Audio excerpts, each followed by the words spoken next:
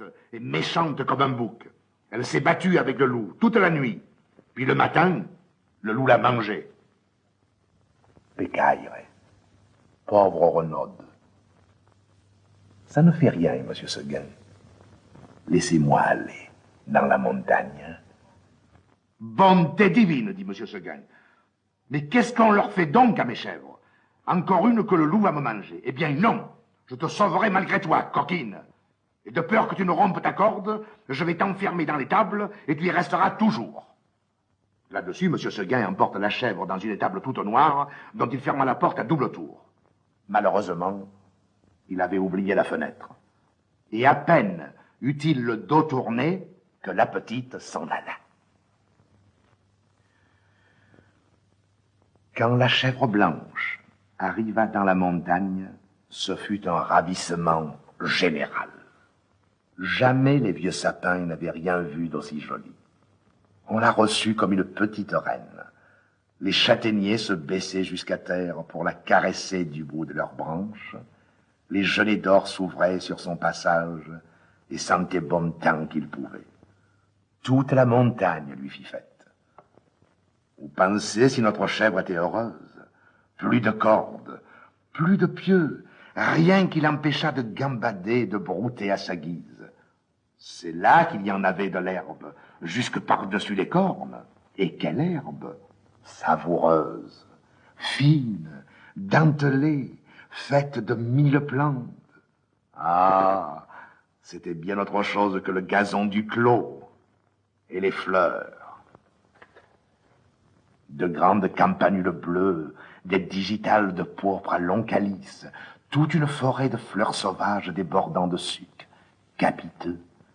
La chèvre blanche, à moitié saoule, se vautrait là-dedans les jambes en l'air et roulait le long des talus, pêle-mêle avec les feuilles tombées et les châtaignes. Puis tout à coup, elle se redressait d'un bond sur ses pattes. Hop, la voilà partie. La tête en avant, à travers les maquis et les buissières, tantôt sur un pic, tantôt au fond d'un ravin, là-haut, en bas, partout. On aurait dit qu'il y avait 10 chèvres de monsieur Seguin dans la montagne. C'est qu'elle n'avait peur de rien, la Blanquette.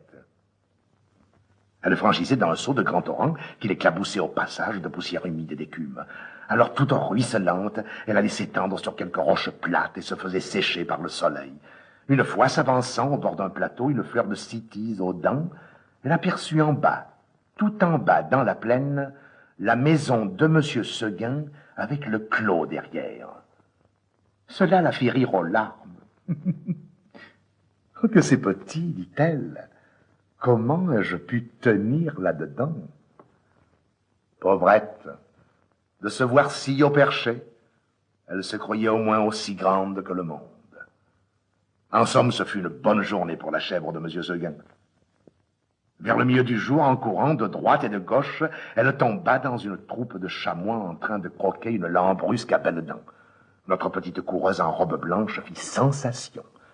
On lui donna la meilleure place à la lambrusque, et tous ces messieurs furent très galants. Il paraît même qu'un jeune chamois, pelage noir, eut la bonne fortune de plaire à Blanquette. Les deux amoureux s'égarèrent parmi le bois 1 heure ou 2, et si vous voulez savoir ce qu'ils dirent, allez le demander aux sources bavardes qui courent invisibles dans la mousse. Tout à coup, le vent fraîchit. La montagne devint violette, c'était le soir. Déjà, dit la petite chèvre. Et elle s'arrêta fort étonnée. En bas, les champs étaient noyés de brume. Le clos de monsieur Seguin disparaissait dans le brouillard, et de la maisonnette, on ne voyait plus que le toit avec un peu de fumée. Elle écouta les clochettes d'un troupeau qu'on ramenait, et se sentit l'âme toute triste. Un gerfaut qui rentrait la frôla de ses ailes en passant. Elle tressaillit. Puis ce fut un hurlement dans la montagne. Ouh! Ouh! Elle pensa au loup. De tout le jour, la folle n'y avait pas pensé. Au même moment, une trompe sonna bien loin dans la vallée. C'était ce bon monsieur Seguin qui tentait un dernier effort. Ouh!